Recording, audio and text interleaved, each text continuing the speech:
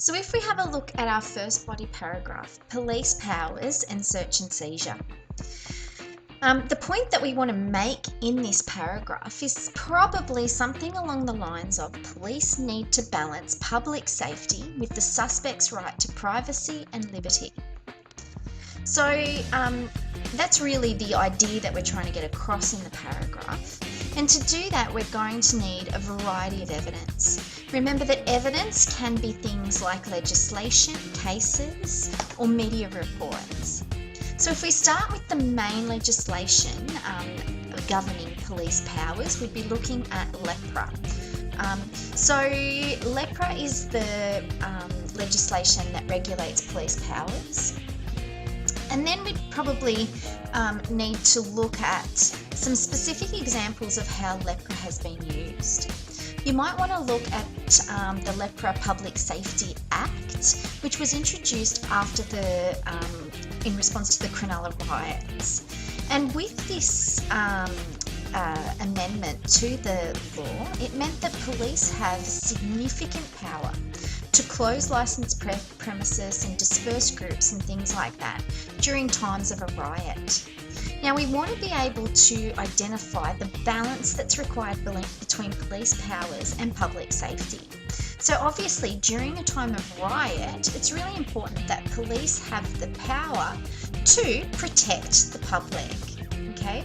But it's also really important to understand as well that the public also has a right to go to a licensed premises. A business has a right to run. A licensed premises has a right to run. Groups of people have rights to hang out together. Okay, so when the police come along and disperse groups and close licensed premises, that could be seen as tipping the balance then. Okay, and balance between the rights of police and the rights of society.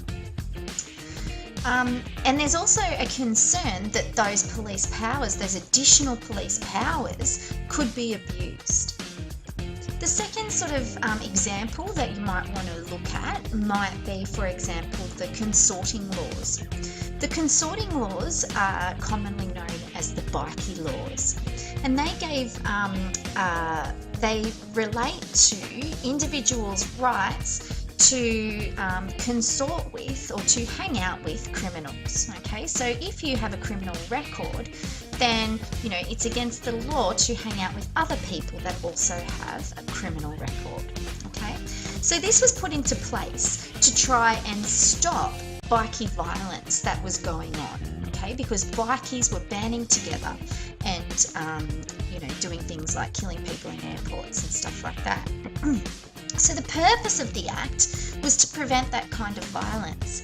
However, police have actually used those consorting laws against Indigenous youth, for example, and against a fellow called Charlie Foster, who was an illiterate young man who had a criminal record and mixed with another, and met up with one of his mates that also had a criminal record. So it was sort of used in the wrong way to condemn this poor kid that had, a disability. So on one hand again, so you want to draw out this balance. On one hand, you've got the police's responsibility to protect the public.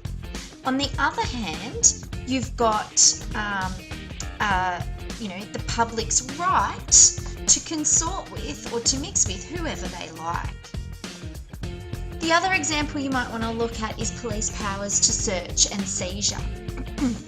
So under the LEPRA Act, police have certain powers with regard to searching individuals and seizing weapons and stolen property and things like that.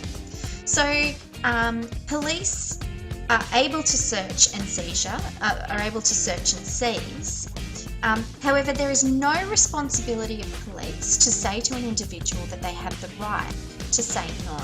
Okay, so again, we come down to this balance between public safety, so we want to be able to search individuals and remove weapons, for example, However, we also need to protect the individuals or the suspects' right to privacy. Created using Powtoon.